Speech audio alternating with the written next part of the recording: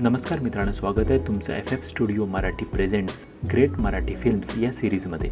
या सिरीजमध्ये आपण मराठीतले नावाजलेले क्रिटिकली ॲक्लेम्ड मस्ट वॉच चित्रपटांबद्दल बोलणार आहोत। तर सुरू करूया पहिल्या भागाला। पहिल्या भागात आपण बोलणार आहोत सिंहासन या चित्रपटाबद्दल। सिंहासन हा चित्रपट 1979 साली प्रदर्शित झाला होता आणि या चित्रपटाची IMDb रेटिंग आहे 7.4 आणि त्या मानाने ती खूपच कमी आहे। या चित्रपटामध्ये मुख्य भूमिकेत आहेत अरुण सरनाईक, निळू फुले, श्रीराम लागू, मोहन आगाशे, सतीश दुभाषी, श्रीकांत मोगे, रीमा लागू आणि नाना पाटेकर। या चित्रपटाची पटकथा लिहिली आहे विजय तेंडुलकर यांनी आणि या चित्रपटाचे दिग्दर्शक आहेत जब्बार पटेल। हा चित्रपट तुम्ही यूट्यूबवर विनाशुल्क पाहू शकता, त्याची लिंक आम्ही डिस्क्रिप्शन बॉक्समध्ये नक्की देऊ।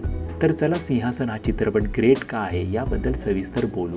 सिंहासन हा एक राजकीय नाट्यांवर भाष्य करणारा चित्रपट आहे। सिंहासन खरंच काळाच्या पुढचा चित्रपट त्या काळी बनला होता। त्या काळी असा चित्रपट मराठीत बनला होता या गोष्टीचं खूपच विशेष वाटतं। तर पहिलं बोलूया स्टोरीबद्दल। सिंहासन हा राजकीय चित्रपट असल्यामुळे चित्रपटाची सुरुवातच विधान भवनातील कामकाजापासून होते। तर एके दिवशी मुख्यमंत्र्यांना एक निनावी फोन येतो आणि त्यात समोरचा माणूस असं सांगतो की मुख्यमंत्र्यांविरुद्ध एक कट रचला जातोय आणि त्यात त्यांच्याच पार्टीचे लोक सामील आहेत। हे ऐकून मुख्यमंत्री बेचैन होतात आणि त्यांची तब्येत खालावते आणि तिथूनच कट कारस्थानं आपल्याला पुढे बघायला मिळतात। यात त्यांच्या सहकाऱ्यांचे डाव आणि त्यावर मुख्यमंत्र्यांचे प्रतिडाव, त्यावर पत्रकारांची असणारी भूमिका आणि सर्वच कसे राजकारणाच्या दलदलीत एकमेकांवर चिखलफेक करत आहेत याचं चित्रण आपल्याला सिंहासनमध्ये पाहायला मिळतं। आता बोलूया चित्रपटाच्या काही ग्रेट्स पॉईंटबद्दल ज्यामुळे हा चित्रपट क्लासिक या कॅटेगरीमध्ये येतो। पहिला पॉईंट म्हणजे सर्व कलाकारांचा अभिनय। सिंहासन या चित्रपटाची स्टारकास्ट तगडी आहे आणि सर्वच कलाकार मातब्बर आहेत। सर्व कलाकारांचा अभिनय उत्तम झाला आहे।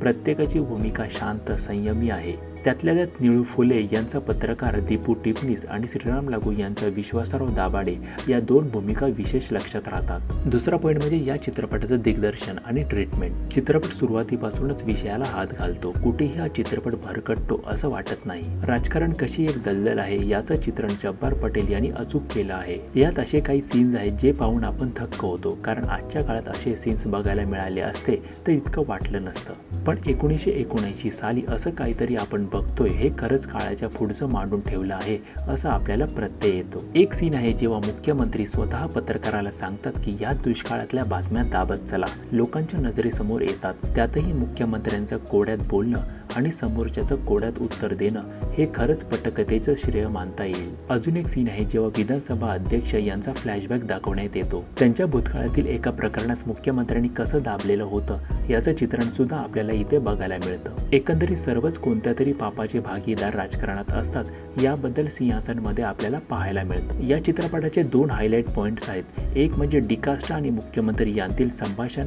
आणि डिकास्टा आणि दाभाडे यामधील संभाषण खूप काही सांगून जातं। हा चित्रपट पाहताना महाराष्ट्रात किती प्रश्न आहेत जे सोडवले पाहिजेत, किती गरिबी आहे, दुष्काळ आहे याची जाणीव सुद्धा आपल्याला होते। सिंहासनमधील अजून एक गोष्ट खूप आवडते ती म्हणजे मराठी भाषा। खरं तर इतकी शुद्ध मराठी भाषा आणि त्यातील शब्द आजकाल ऐकायला मिळत नाहीत। आत्ताच्या चित्रपटात संमिश्र भाषा ऐकायला मिळते, त्यामुळे सिंहासन पाहताना मराठी किती श्रीमंत भाषा आहे हे जाणवतं। थोडक्यात सांगायचं म्हणजे सिंहासन हा एक मराठी चित्रपट सृष्टीतला मैलाचा दगड आहे। एक उत्तम राजकीय नाट्यावर अचूक भाष्य करणारा।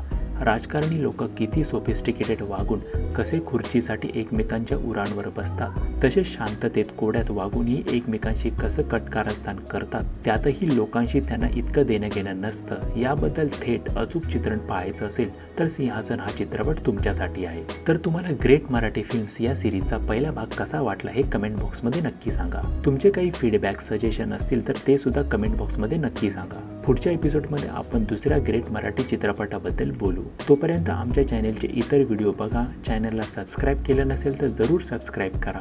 भेटू दुसऱ्या एपिसोडमध्ये। धन्यवाद।